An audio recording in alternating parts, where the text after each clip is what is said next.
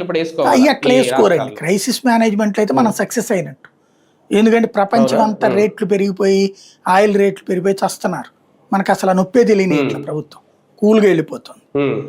కాబట్టి అది క్రైసిస్ని కంట్రోల్ చేసింది. ఇదే కాంగ్రెస్ టైంలో అయితే రాత్రిపూట్ల పెట్రోల్ బంకులు మూసేశారు 8 నుంచి అప్పట్లో, లిమిట్ చేశారు అప్పుడు ఆయిల్. ఇవాళ రోజున అట్లేమి సర్ఛార్జీలు కూడా వేశారు అప్పుడు. ఇప్పుడు అట్లాంటి ఏమీ లేదు, కూల్గా నడిచిపోతుంది. అంటే ఆయిల్ మీద భారం పడలేదేమో కానీ కమర్షియల్ గ్యాస్ సిలిండర్ 4,000 5,000 బ్లాక్ లో కొనుక్కున్నాడు. బ్లాక్ లో కొనుక్కునేవాడి తప్పు తప్పించి గవర్నమెంటే పెంచలేదు కదా. అంటే వ్యాపారాలకి దెబ్బ పడిందంటే వాడు నువ్వు బ్లాక్ లో అమ్మేవాడు ఎప్పుడు బ్లాకే చేస్తాడు. వాడు నువ్వు అధికారిక రేట్లు పెంచితే తప్పు ఖచ్చితంగా.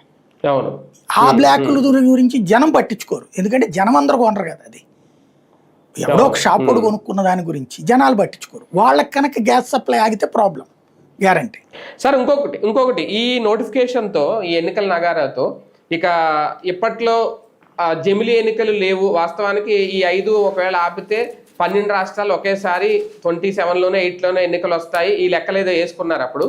ఇది వచ్చేసింది కాబట్టి ఇంకేమి అవన్నీ ఏమీ లేవు. తర్వాత జరగబోయే అన్ని రాష్ట్రాలతో, ఈవెన్ తెలుగు రాష్ట్రాలతో యథావిధిగా జరుగుతాయని క్లారిటీ ఏమైనా వచ్చినట్టేనా? వాళ్ళు మెయిన్ అర్థం పర్థం లేని అనాలిసిస్లు చేస్తున్నారు వాళ్ళు. నేను మొదటి నుంచి చెప్తున్నా, నియోజకవర్గాల పునర్విభజన జరగాల, జనాభా లెక్కలు జరగాలి. ఈ 2 లేకుండా జమిలి పెట్టుకుని ఏం చేసుకుంటుంది కేంద్రం? అంటే నెక్స్ట్ ఇయర్ అయిపోతాయి కదా, 27లో అయితే 28 అవుతుంది అంత అయ్యేటప్పటికి. ఇప్పుడు ఈ ఏడాది